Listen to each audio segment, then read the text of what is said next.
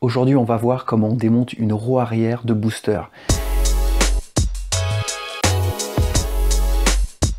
C'est pas très compliqué à démonter, c'est pas un grand tuto que je vous propose aujourd'hui. Par contre, c'est un des écrous les mieux vissés sur un scooter. J'ai désossé complètement mon scooter et c'est l'écrou qui m'a donné le plus de mal. Donc on va voir aujourd'hui plusieurs techniques pour pouvoir les démonter facilement, pour tout simplement changer son tambour, pour changer son pneu, pour changer sa roue. Donc on va voir tout ça, ne vous inquiétez pas, ça va être très simple. Le couple de serrage de la roue arrière, c'est à peu près 100 Nm. C'est à peu près équivalent à 10 kg au bout d'un bras de levier de 1 mètre. Alors ça paraît peu, mais sur une petite clé de 20 cm, en calculant, ça fait à peu près 50 kg à appliquer sur ce boulon. Sans compter que le boulon, il est en usine fixé avec du frein filet. Donc en fait, il faut appliquer beaucoup plus de force que ça pour démonter la roue. Donc il va falloir d'une part bien bloquer la roue avec des moyens bien précis qu'on va voir tout de suite, ainsi qu'appliquer une force importante de couple sur cette vis. Donc on va voir tout de suite comment on fait, c'est parti. Alors comme d'habitude, il va falloir désosser le scooter pour accéder à la roue.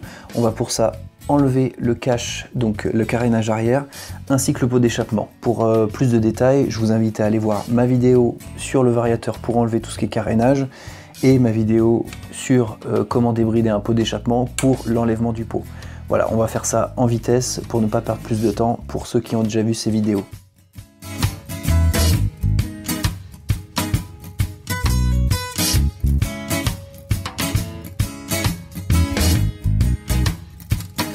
Voilà, l'ensemble des carénages sont déposés. On accède bien maintenant au boulon de la roue arrière. Donc on va pouvoir essayer de la démonter. Pour cela, il faut bloquer en rotation la roue. Alors pour ça, pour moi, on a 3 moyens. Le premier, tout simplement, c'est d'appuyer sur le frein.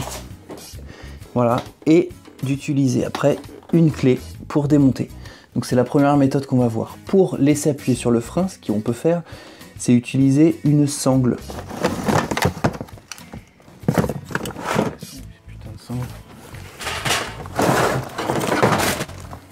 On positionne la sangle, donc qui est beaucoup trop longue. Hein. Bon, une sangle de maintien, on en trouve partout. On positionne la sangle autour de la poignée.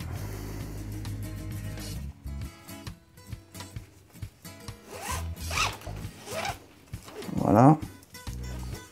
Hop, on appuie sur le frein et on maintient en position, tout simplement, en serrant.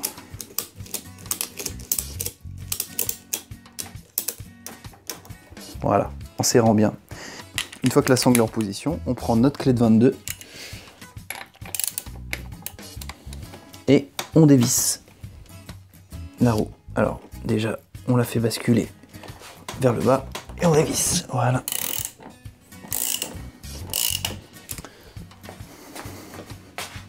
Bon, si votre frein est usé et que justement vous ne pouvez pas freiner, ce qu'il va falloir faire, c'est bloquer mécaniquement la roue. Donc ce qu'on va faire, c'est qu'on va positionner à travers la jante une barre de fer dans laquelle on va protéger avec des chiffons cette barre pour éviter d'abîmer la jante, et avec ça on va bloquer la roue et du coup on va pouvoir dévisser l'écrou.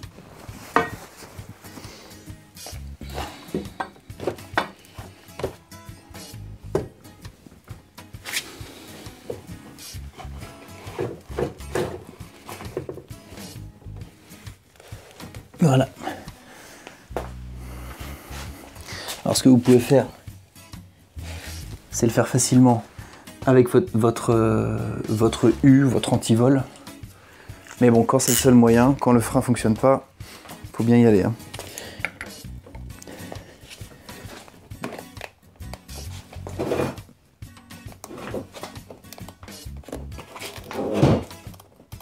Et voilà. Et voilà, la roue est dévissée. On enlève la barre de fer et on peut enlever l'écrou.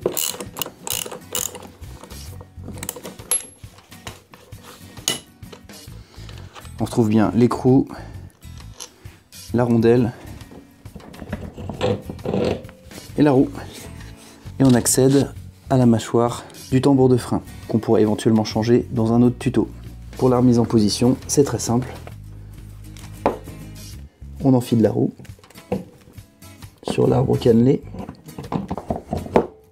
jusqu'en butée.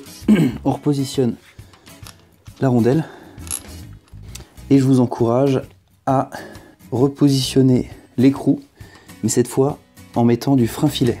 C'est quand même un organe de sécurité, donc je vous encourage à mettre du frein filet sur cet écrou. Donc quelques gouttes. Voilà, ça suffit. Et vous repositionnez l'écrou en le serrant. Si vous avez de quoi mesurer le couple au resserrage, c'est 100 Nm.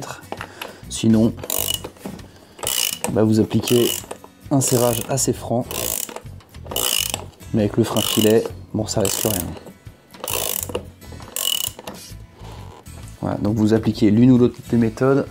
Moi, je vais actionner le frein et je vais serrer.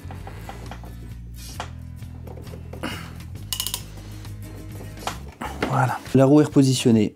Il suffit maintenant de repositionner le pot d'échappement et le carénage et le tour est joué. J'espère que vous avez aimé cette vidéo. Évidemment, ce n'est pas un grand tuto concernant un grand démontage, ça reste un boulon à démonter, ça paraît ridicule, mais je vous garantis qu'on peut avoir des difficultés à démonter sa roue arrière. Donc j'espère que quand même ça a servi à certaines personnes d'entre vous. N'hésitez pas à me poser vos questions à travers les commentaires, à m'indiquer si vous avez des difficultés particulières concernant ce démontage ou un autre pour que je puisse réaliser d'autres tutos. Je vous dis à très bientôt, ciao.